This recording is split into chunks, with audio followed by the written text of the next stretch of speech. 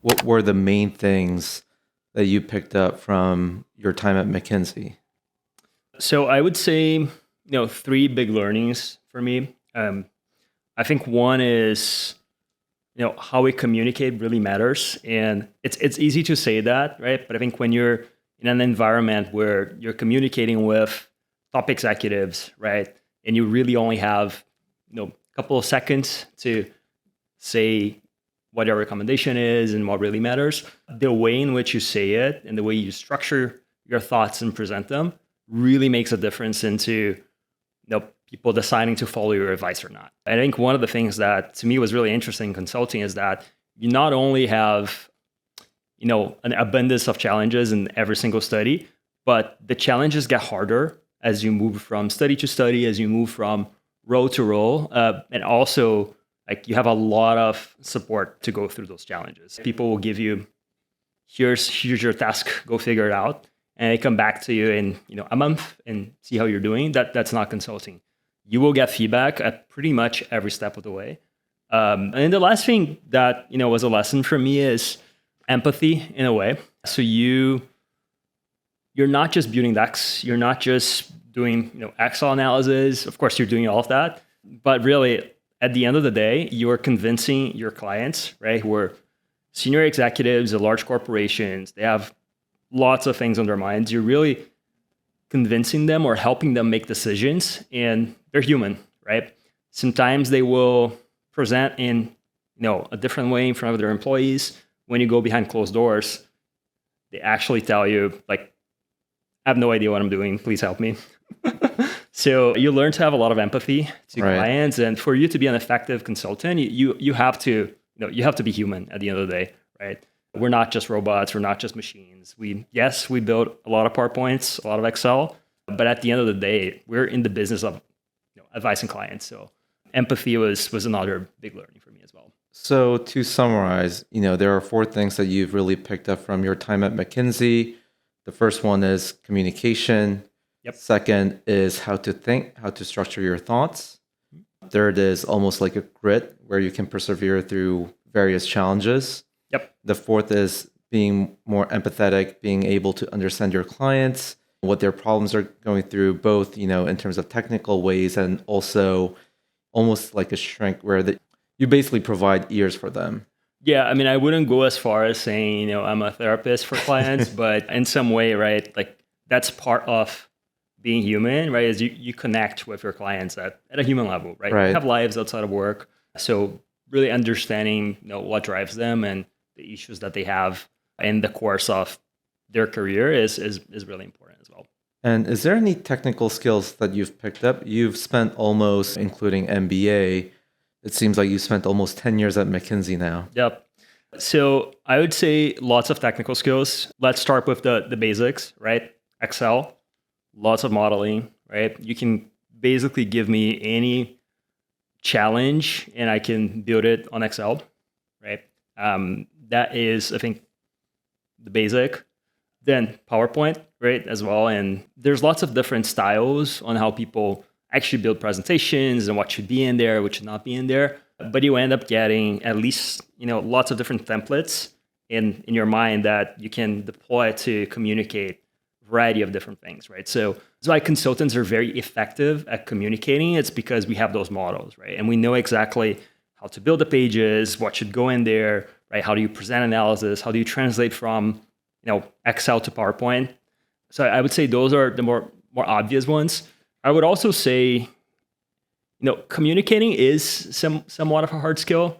There's obviously the soft element of, understanding your audience and all of that, Right. but there's a lot of practice that goes into learning what should be communicated. How do you say it? How do you structure your thoughts? And, the thing you hear consultants say all the time is the pyramid principle, right? And there's actually someone at McKinsey that developed that whole methodology. So you have to have, this is my recommendation. I'm going to be top down. These are all the facts.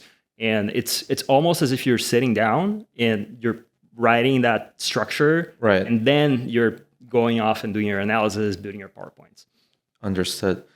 Well, you're making a great sell why someone should start as a consultant when they're starting to beginning their own career path. Looking back, if you can start all over again 10 years ago, what would you look out for? Was there any shortfalls, difficulties, or something that you wish you'd known that will have made you into a better consultant or better professional in general? Yeah, that's a good question. I would say two things. One is getting adequate rest is also part of performance. Right. I think it's very easy when you're right out of college and have a lot of energy to just keep going and going and going. But at the end of the day, right, you should listen to your body and take it easy when you have to take it easy. Otherwise, your body will tell you, right? Absolutely. And it will break down before you realize. So I think someone in their 20s, the default setting is more of as go as fast as you can. But looking back, it's not 100-meter sprint. It's more like a marathon, and you need to be able to balance all that. But I mean, if you think about it, it's easy to say that, hey, think about work-life balance. But also in practice, it becomes very difficult when I don't know how the consulting works, but if you're in a bullpen and if there's an interesting project, or if you want to be, placed in the top bucket, people's more default setting is to raise arms, and ignore, some of the things like either physical or mental pain that they're going through. So what would be the effective way to manage that or even understand that?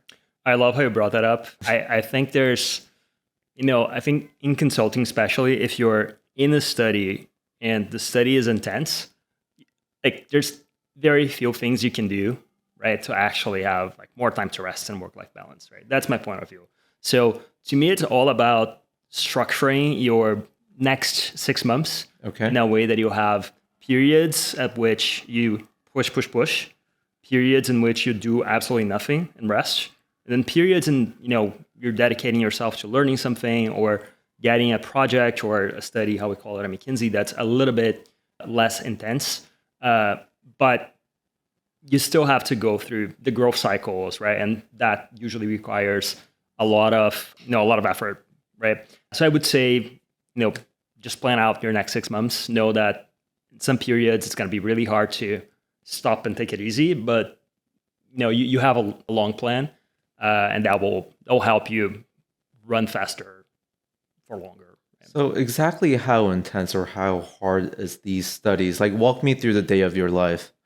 Another great question. I would say there is not a single day that is the same as the next one or the one before. So I would say a very intense study, you will start your morning at 8 a.m., 9 a.m. You have lots of meetings across the day, right? You're meeting clients, you're doing internal problem solving sessions, you're, building your analysis and, doing all of that from, let's say, 9 to 5, right? You are meeting the clients and doing all the work. Then after, the clients close their computers and go home, you have to spend a lot of time thinking deeply about the problem. Doing actual work. I wouldn't use those words exactly, but it's part of the work, right? Doing the entire like deep problem solving and coming up with the solutions and validating, making sure that things sort of work out in a way, and that can take a long time for very challenging studies. And sometimes you will work until 11 p.m. right? You will work sometimes 1 a.m., 2 a.m. It's not the norm. I would say the average consulting hours, my experience, have been sort of like 9 to 9, 9 to 10. Okay. Good study is like 9 to 8. Right. Bad study, I would say like 9 to 2. So again, gotta time it right? You can't do 6 months of 9 to 2. You can do a couple of weeks, right? So yeah, so it's all about timing and making sure that you kind of spend your calories wisely. Interesting. And during these studies, I presume that you will travel and work on site where the clients are? Yep. So it changed a little bit after COVID. So before COVID, you were basically Monday through Thursday always at the client site. And then Friday, you're back at the office and you get to meet other folks in the community, meet other folks in your office. Now it changed a little bit. I think it's going back to that structure, but a lot of the clients themselves are now remote. So even if you go to their office, interesting, you're just not there, right? Right. So what we do instead is we co-locate with the McKinsey team. Let's say if your client is in the Bay Area, you'll be at the Bay Area office, and sometimes you will go to the client side to have meetings and things like that. But it really just depends on the client. If you're working with manufacturing, right? Right. You have to go to the shop floor, right? You have to be there. And then there's a lot of travel. If you're working with tech, clients are remote, pretty flexible, hybrid, right? So you don't necessarily have to be there all the time. But yeah, part of the work of advising clients is being with clients. So yeah, there can be a lot of travel involved. So, always burning question in my head. How does consultants actually bring in value? Because if you think about it, people who's working on the floor, Yep. they've spent 5, 10, 15, 20 years honing their craft. They're quote unquote industry expert. And then, you hire these young people who's extremely smart, but it seems like they're more generalists as how you describe, being able to communicate in a certain way, being able to think in a certain way. Obviously grit, I would imagine, plays a, big component. Mm-hmm. But nonetheless, like in terms of industry expertise, I feel like you can't really match your clients. Yeah, that's part of learning for every consultant is you're not going to show up to your client and, tell them what they should do, right? That's not how things work. But I do think that there's a couple of things that consulting firms add a lot of value on. I mean, number one is just bringing a lot of structure to the problem, Okay. right? So sometimes you have lots of different folks across the organization. Everyone has a different opinion, and no one actually owns that problem. What the consulting firm does is puts a structure, right? We grab all the data, we talk to everyone, and we get to a recommendation that is data-driven, fact-based. That process has a lot of value, right? So that if you're a C-level leader at an organization, it basically just comes to you in a package, right? So it's easier for you to understand the problem, understand the potential solutions. I think that's one of them. Second is, sometimes you've been in the industry for 15, 20 years, but you've been at the same company, right? Or a couple of companies. Consultants have been through many different clients, right? If you think about the partners and senior partners, they've been consultants for 10 years, 20 years. They've seen a lot, right? So they know what works, they know what doesn't, and they can credibly tell, clients like, hey, these are the different models that you have. These are the criteria that you would use to pick, which one makes sense. So there's actually a lot of expertise that comes with seeing these different types of problems and just having more experience. And then the last thing I would say is, sometimes we just make things happen, right? Because there's so much, or there can be so much politics involved in the organization. It's hard to, actually get things to move. A lot of the value that consultants bring is, again, to align everyone on this is the answer, this is what we're doing, right? And here's why we're doing it. So I would say 50% of the reason why people hire consultants is that stuff can get done. Right. So it seems like, you're basically creating a single source of truth for a big organization. And because you're an outsider, you're basically able to smooth out any intercompany politics or any other friction points. And also by working at this industry for many years and working with different type of clients, you will be able to advise them of industry best practices. Yep. Interesting. Yeah. I think there's also a layer of research that is done internally, right? Mm-hmm. So if you are, let's say you lead procurement for a specific company, right? Uh-huh. You don't have capacity within your team to go and do research that is procurement specific, right? What are the best practices to building an RFP? Sure, you have folks in your team that have done that many times. So you have a structure, you have an idea, but you can't spend, lots of resources on doing research across all these different companies and what works, what doesn't. Consulting firms can do that, right? So we can have dedicated research teams for every, function across lots of industries, right? And you can get feedback from, surveys on, 100 companies and, executives, and you can put all of that together and come up with new best practices that's not just, copying what other companies are doing, right? Oh, wow. Yeah. And how long these studies usually last? So it really depends. There's stuff that happens every year, right? Okay. There's surveys that will run pretty much like once a year, sometimes twice a year to understand like the latest, competitive moats for companies. Sometimes there's a couple of months that people dedicate to building those assets, and then it gets refreshed in 3 years. So it really depends, but I think in general it's a couple of months or a couple of weeks effort, and that content can live for longer or shorter depending on what exactly it is. Got it. It seems like working as a consultant, when you're cutting teeth, you basically learn all these soft skills you mentioned earlier, and now you are able to truly understand what kind of different companies excel their own way in a specific industry. So if you work for a consultant, let's say 5, 7, 10 years, I'm wondering what kind of opportunity, what kind of next step for you opens up after that?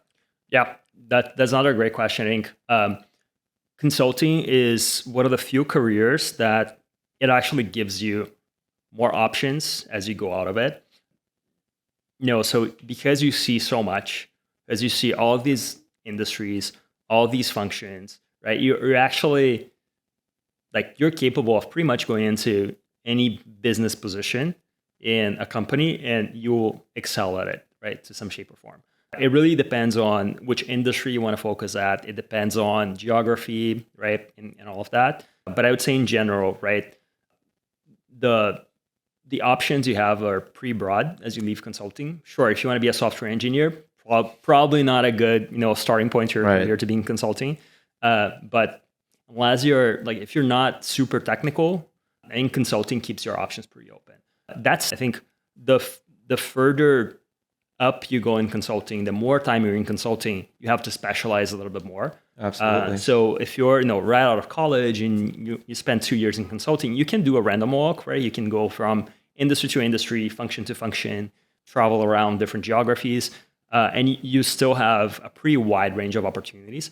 If you're a manager, then you have to specialize in an industry, a function. In my case, I do go to market for software companies, right? So my exits would be in that space, right? I would most likely look for career opportunities within tech companies, within the broader go-to-market organization. But maybe you want to focus on, let's say, procurement for retail, right? So your opportunities would be there. So I think as you get more senior in the career, you start to focus on where you would have the best return for your experience, I would say. And I think one article that I read a couple of years ago talked about how McKinsey or other consulting firm actively promotes employee leaving the consulting firm and go out to the industry. Yep. Does it actually play active role in finding next steps for consultants within their firm? Yeah, they do. And it's in their best interest to have their alumni be well positioned once they leave consulting. Future clients. Yeah, not just that, but also for talent pipeline, right? So if you are in college, you're considering careers, and you see all of these ex-consultants in good positions in the industry, that motivates you to join, right? So there's that, but there's a lot of different ways in which consulting firms will help you find your next thing. So first, they have this concept of search. So after you declare that, yes, I want to leave consulting and go find a job, they will give you a certain amount of time to actually look for a job, and while paying you a salary. So it's not pack up your stuff, get out. No. We'll actually pay you for you to have time to. So that's one thing they do. The other is we do have a career center, right, where alumni can post positions, not just alumni, but companies in general. Oh, wow. They can send positions to McKinsey, and then you as a current employee or even an alumni, you can go into that portal and you see all the different positions you can apply. And usually they will link you directly to the hiring manager, which is really nice. Right. So there's whole infrastructure. Plus, the people you worked with are usually very willing to make introductions for you. So not just the senior partners, but people you've worked with 3 years ago that are now in a different role in the industry. Everyone's pretty much willing to help you, give you intros or mock interviews and things. That's crazy. It's almost like a fraternity or even a cult at that point. Depends on the firm, I would say. Yeah. So, what other opportunity does the firm provide? For example, if you look at any MBAs, there's a bunch of consulting kids who are sponsored by the firm. Yep. And it's not only tuition, but it also seems like the firm also provides, a little bit of budget for you to take people out for coffee, for lunch. Can you tell us a little bit about those as well? Yeah. So now one big benefit outside of search time and all of that Right. is there's a lot of learning that comes in consulting in a formal manner, right? So usually once a year, they will reserve a week or a couple of weeks for you to do nothing but learn. So in That's amazing. So in my case, when I was a business analyst in Brazil, we have this program, and now it's changed names many times, but it was used to be called Flight, and it's just when you're a year into your tenure, they bring you to Austria. Damn. In my case, that was a few years ago. Okay. For a week, and they bring people from all over, all different countries, and basically you are in a classroom with all these people, have facilitators who are not just from McKinsey but also from the industry in general, therapists, and like all these folks who really help you go to the next level. So those happen once a year. Right? And so I think that the learning curriculum is really special, and it's something you really cannot buy, outside of consulting. In a way, you can't really consume that content. If you go to MBA, you have a little bit of that, but it's a lot less targeted. Right. So yeah, I think consulting firms do a really good job of building learning programs that teach you all the hard and soft skills that you need to know. Got it. And since we've been talking about how only the good things about consulting, I'm also curious about what are some of the cons working at a consulting firm? Yeah, no secret, right? The lifestyle can be bad sometimes, right? The hours are tough. You're always under time pressure, right? So it's a high stress setting for the most part. So that's no secret. Everyone knows that. Travel can be a bit too much sometimes, right? Especially if you go to places that are not super accessible, right? Right. Infrastructure is not great. You have to take a bunch of flights. Sometimes hotels are not great, right? Okay. So yeah, travel can be a bit hard. And I would also say that like having high stakes problems that you're dealing with can be a bit stressful for the clients, right? For obvious reasons. So that means that your bar is a lot higher than what it usually needs to be, because you have to make sure that you've covered all the possibilities, and that is a process that internally you will go over and over, lots of problem solving sessions. You iterate a lot before you actually present it to the client. So that can be quite stressful. So yeah, I would say in general, like work-life balance, level of stress, travel, those are some of the big ones. And to the extent that you can share, what was your most memorable, like most difficult or hardest moment when you're working at McKinsey? Yeah. Yeah, that's a good question. I think there's two kinds of situations. One is the transitions, right? So when you're transitioning from one role to the next, those are usually painful for a lot of people. You have to learn a new skill set while you're still doing your old job, right? In a sense. So for example, my transition from associate to manager, basically I have to do my job as an associate. I have to coach someone to do their job as an associate. And I have to learn all of these skills that managers need to learn. So, you have to do all of that at the same time, and that can be quite challenging, right? So I would say, those transition periods tend to be painful. I was lucky enough to have folks that could guide me at each step of the way, and even then, it's still, a bit challenging. So that is a hard situation. The other type of situation that tends to be hard is when you have these big events, right? So for example, you have steering committees, you're presenting to client CEO, you're presenting to the board.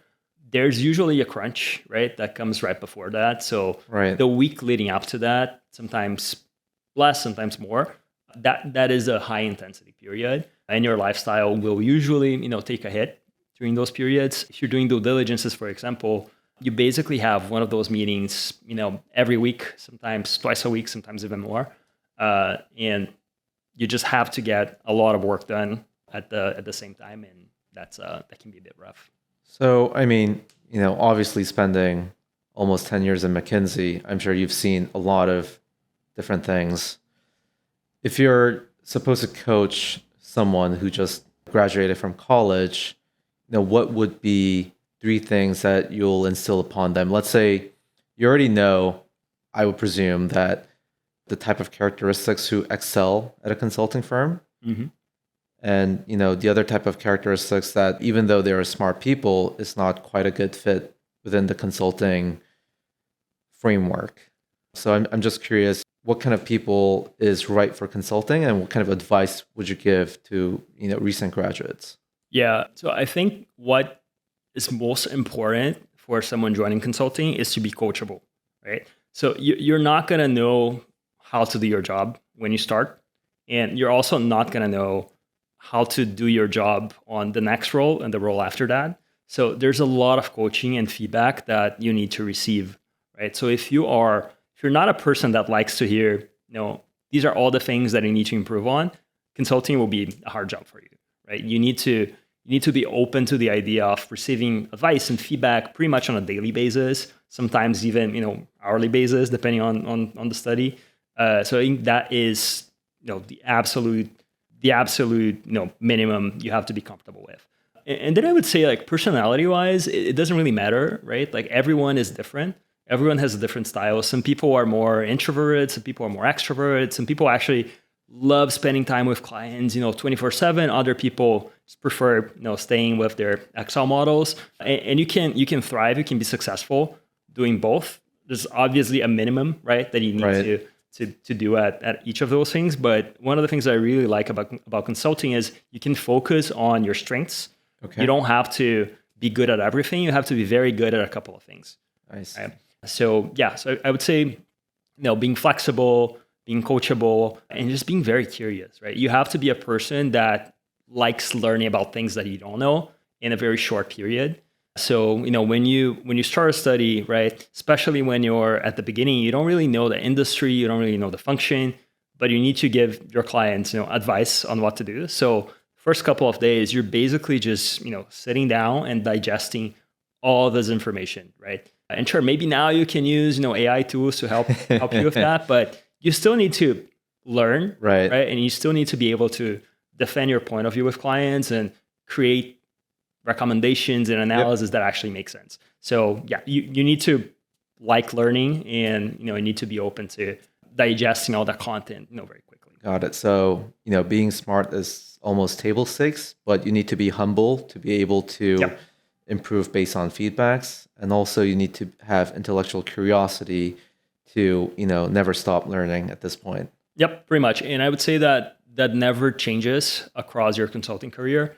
Even the senior partners need to learn. Even the senior partners, get feedback.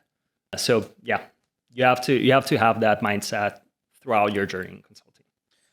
I think I almost already know the answer for the next question, but if you can start all over, would you do the same thing? Out of college, join McKinsey? Yep, 100%. Again, I think the level of exposure to different kinds of problems and people that you have in consulting is just truly unique. I do not know a single career that gives you that opportunity. And I think the rigor in problem solving, the rigor in thinking, the rigor in communicating that you get out of consulting is translatable to every other job that you're going to go and do. So I'm very confident that was the best decision for me out of college is consulting, for sure. Maybe this is too broad of a question, but how do you think consulting will be affected or consulting will change in the day of AI? That's a great question, and I love it. Everyone says, why do we need consultants anymore? I can just ask ChatGPT about it. Sure, there's a lot of stuff you can get out of ChatGPT, but there's so much knowledge that consulting firms have, both, actual content knowledge that it's not published, as well as tacit knowledge on how to actually implement those things and what makes sense, what doesn't. That's not going to go away, right? And consulting is not just coming up with the recommendations, it's convincing people that they make sense. It's helping, bridge different points of view and making things happen, right? So I don't think consulting will disappear because of AI. I think it's going to change in some ways where, consultants they'll have access to all these tools that are going to help them get to the recommendation, more quickly. They'll get even better recommendations, right? And you can leverage a lot more stuff. So instead of, spending time aligning boxes, maybe, we'll spit out a PowerPoint page for you that is at least somewhat client ready. But, I still think that the job of doing the problem solving on, what needs to be done at the client, what the recommendations are, and delivering that message effectively, I don't think that can be done with AI. At least, not in the next 5 to 10 years. Yeah, the human aspect of consulting is still, very much not automatable. And If I'm trying to refine this question a little bit more, it seems or it feels like what you're saying, it wouldn't really impact the lives of senior consultants. But I'm curious, due to advancement of this technology, would it impact juniors at the 1 to 3 years out of college? Maybe you don't need them as much as you've in the prior years. And will this affect their learning capacity at all? I would say the nature of what they do changes. So even though you're a junior consultant, that doesn't mean that they stay hidden inside a room just doing PowerPoint and Excel models. Right. They go out and talk to clients, right? Clients also have more senior clients and more junior clients. And my analysts, they're out there talking to clients, right? They're getting their perspective, they're refining the analysis, right? So maybe they won't spend as much time doing basic Excel analysis, right? If you can deploy models that help them automate that part of the work, right. Maybe even, writing emails to some extent, right? And building pages, maybe they won't spend as much time doing those things, but they still need to learn the art of being a consultant, right? They still need to do the job, right? They're not going to be fully automated, right? They're just going to be able to do more. But I'm still, the classic structure in consulting is a manager plus 2 analysts, right? Or associates. I don't think that's changing. I think maybe, instead of 1 analyst, you actually have someone who's a little bit more technical that will help, stitch things together in the client. Right. But I think you're still very much going to need people to, do that work end to end. But I don't think you can automate that, at least not in the next 5 years, I would say. Okay. Yeah. Well, now I'm convinced. So how do I join consulting? How do I, for college students, how do they recruit? Yeah. So for most consulting firms, they'll actually go to your college, right? And they'll have the info sessions and you get the chance to learn about the firm. You get the chance to ask questions and, talk to people that do this in real life. So I would say start there. And then if you're interested at the firm or at the job, then you have to do your prep, right? So for that it's usually case interviews is the preferred method of interviewing for consulting firms. Some people are more natural at it. Some people need a little bit more work. I needed a lot of work. So you just have to sit down and do cases, talk to people, right? So when I was applying, we actually had a group of about 10 people in my school that we would case each other once a day. Mm-hmm. So we got so much practice and we started off being really bad. Like we couldn't really structure any problem. We couldn't communicate. We could somewhat do math. We were mostly engineers. But then at the end of that process, we were actually, very good at it. Any case you threw at us, we would solve. And out of the 10 people, I would say most of them ended up going to an MBB. So you just have to go through that process. Again, some people do one case and they're okay with it. Some people like me have to actually do it for like a month every day. So I would say just do case prep until you're comfortable with solving any problem. My advice is there's lots of frameworks out there. I think the only thing that worked for me was learning how to solve a problem. Not, here are the 100 frameworks that I need to memorize and deploy in this kind of situation. Sure, some people can do that. My memory is horrible. So I just need to learn how to solve a problem. Right. And then, whatever you throw at me in an interview, I can first principles break it down and come up with the different steps and the solution and I'll get there, right? So my advice is just be flexible with the type of problem that you're presenting and casing. How important is networking? So I would say not very. Really? Yeah. And one of the reasons for that is consulting is very merit-based, right? It's very meritocratic. So we don't really want to hire that person who's very good at networking but can't actually, solve a case. It's, at the end of the day, right? We're paid for our advices to clients and our recommendations. So if you can't get to the recommendation, then your ability to network doesn't really matter, right? So I would say consulting firms they're really trying to get the best people. And it doesn't matter if you don't know anyone that works in consulting or you know everyone that works in consulting. Like networking, my opinion, doesn't really play a huge role. It's more, I would say, if you want to network your way into consulting, I think the only thing you can do is talk to people to understand their job. Mm-hmm. And maybe some people will help you, case prep. But again, I knew 0 people working in consulting when I joined. Right. The process is really designed to bring out the best people regardless of who they know or who they are. Got it. Okay. No, that was really good. I think that really covers all of our questions for today. How did you feel about today's podcast? Yeah, that's great. Again, I think consulting is, a really good career opportunity for folks looking for, getting a really solid understanding of business and trying out different things. And I know playing around different industries and functions, it still keeps your options open after you go, from consulting to somewhere else. So yeah, I would recommend.